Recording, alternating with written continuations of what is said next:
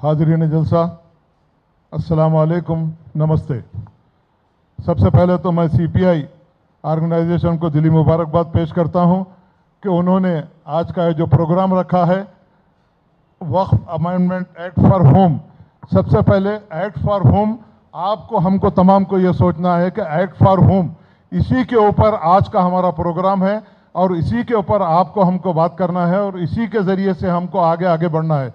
तो साथियों, सबसे पहले मैं ये बात कहना चाहूँगा कि सीपीआई ने हमेशा इस जानिब हमेशा मुसलमानों की, हिंदुओं की, सिखों की, ईसाई की, जिस तरह प्रसाद राव साहब ने बात की, ये हिंदुस्तान सबका है और सबके साथ सबको साथ लेकर काम करना है।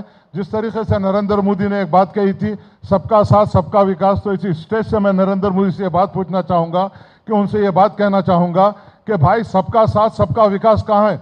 तो सबका विकास की बात करते हुए फिर ये वक्फ अमेंडमेंट किस लिए लाए? और सबसे अहम सवाल नरेंद्र मोदी से ये बात पूछना चाहूँगा कि वक्फ का मतलब क्या है? शमशाद खादरी का घर है, शमशाद खादरी की ज़मीन है और शमशाद खादरी को ही हट के बाहर चले जाओ, मैं आके इस पर कब्जा करूँगा। इससे बढ़ के शर्म की बात नरेंद्र मोदी के लिए, मरकज़ी हुकूमत के लिए और कोई नहीं है। मैं ज़्यादा वक्त इस बात से भी नहीं लेना चाहूँगा कि आपको हमको बहुत से मौजूदीन को सुनना है।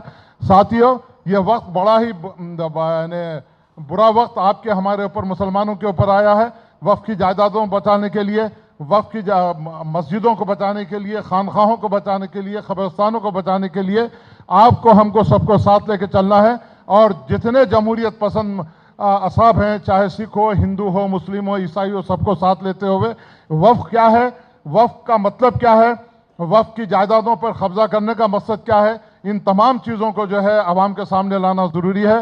मैं तमाम सीपीआई के जितने भी ऑर्गेनाइजर हैं उनको दिली मुबारकबाद पेश करता हूँ।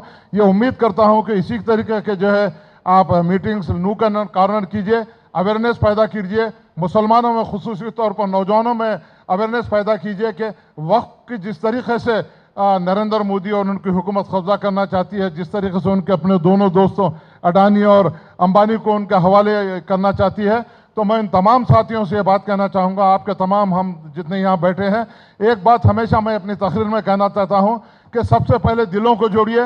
दिलों को जोड़ने के बाद लाखों सर आपके पीछे आएंगे और इंशाअल्लाह ताला हम हमारी जुस्सजू में कामयाब होंगे। अब हमारा जो है मुकदमा अदलिया में है। मुझे अल्लाह ताला से उम्मीद है कि अदलिया यकीनन मुसलमानों के हक़ में फ़ायदा करेगी, यकीनन हमारों को इंसाफ दिलाएगी।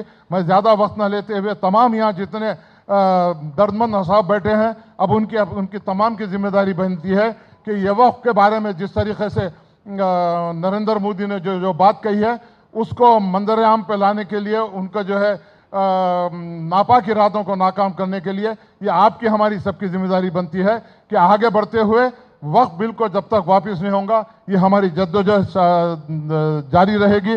मैं इन चंद अल्फाज के साथ अपनी तकरीर ख़त्म करता हूँ। एक शेर कहना चाहूँगा कि लोग आजकल ये कहते हैं कि वक्त चला गया, मुसलमान की हालत परेशान हो गई है। तूफ़ान कर रहा था मेरे अज़्म का तवाफ़, तूफ़ान कर रहा था मेरे अज़्म का तवाफ़, दुनिया समझ रही थी कि कश्ती बहर में है। खुदा हाफिज़।